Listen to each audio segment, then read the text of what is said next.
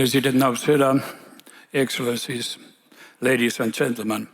First of all, I think many of us think that why we are discussing about preparedness and readiness. I want to answer it very simply. It's not that we would be afraid of the future, but that is to show responsibility for the future, for the young people here. During the last decades, we here in Europe, we have experienced a very radical change in our security environment.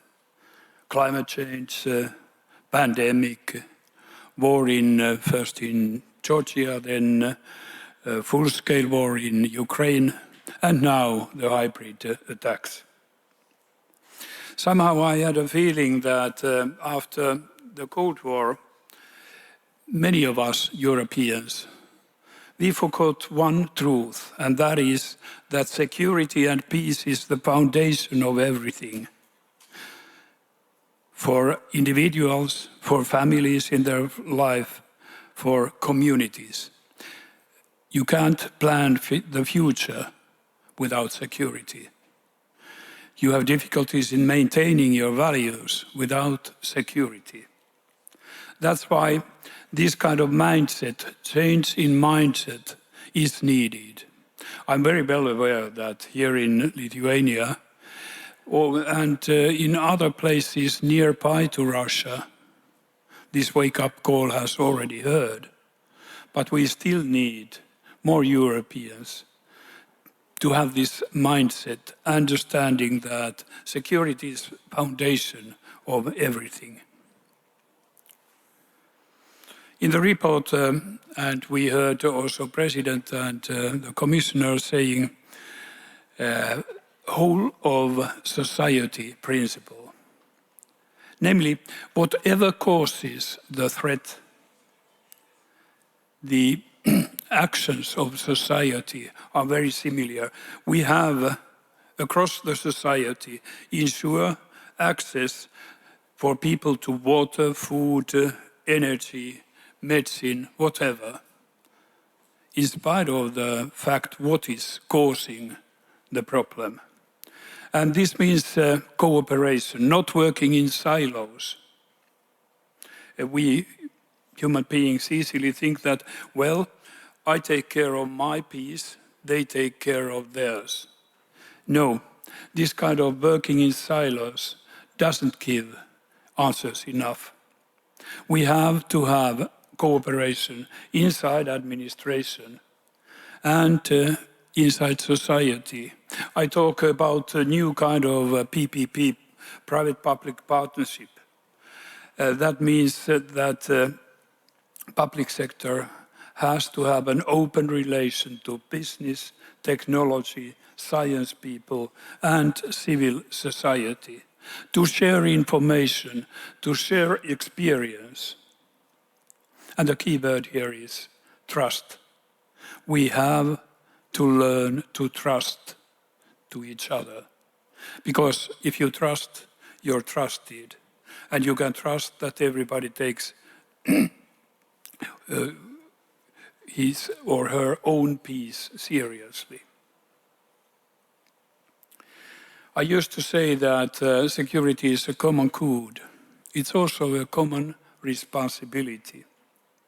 And now I come to participation of ordinary people. I just heard that here in Lithuania, you're giving an excellent example by renewing conscription. That's one way of participation. Especially for young people, it's good to have knowledge about security and the system behind it.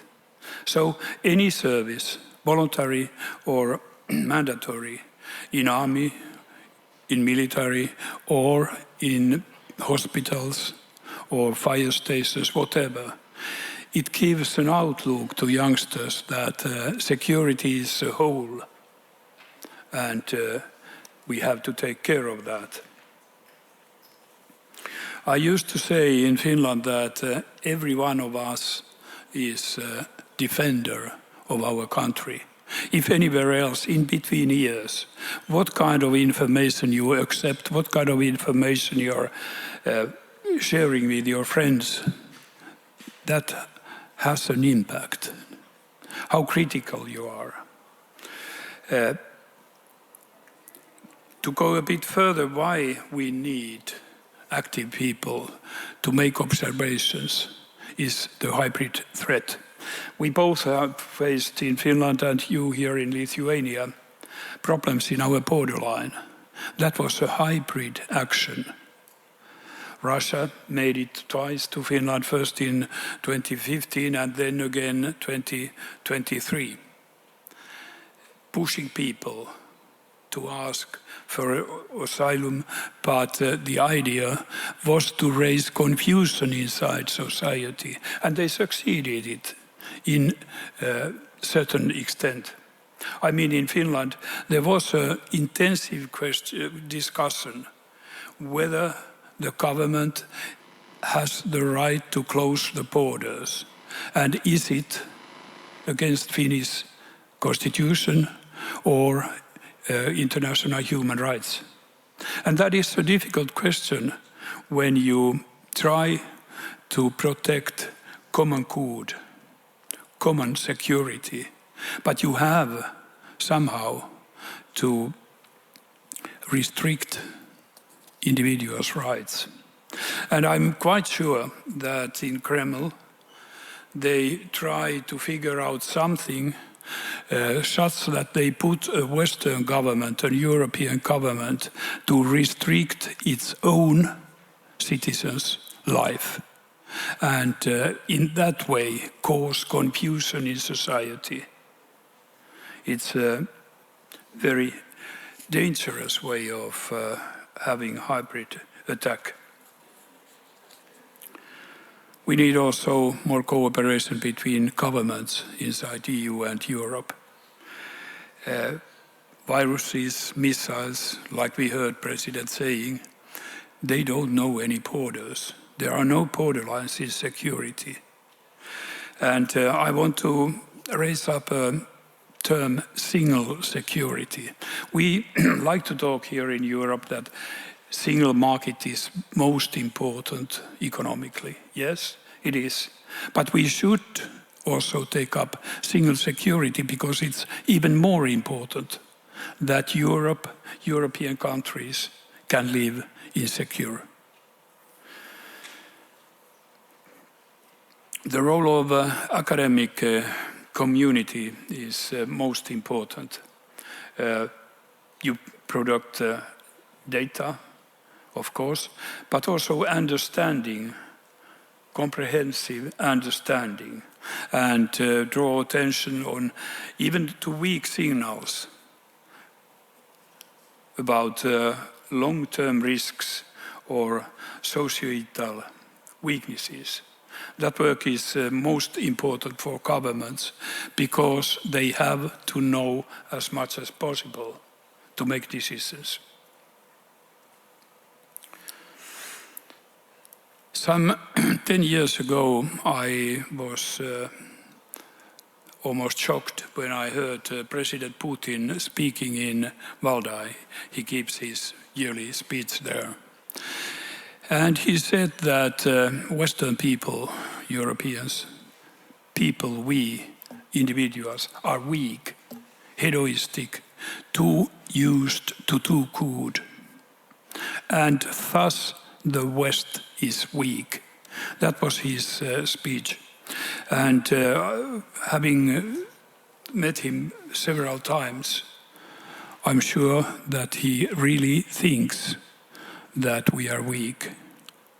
And it's not a very good combination. You have an aggressive leader in an autocratic country thinking that his neighbors are weak.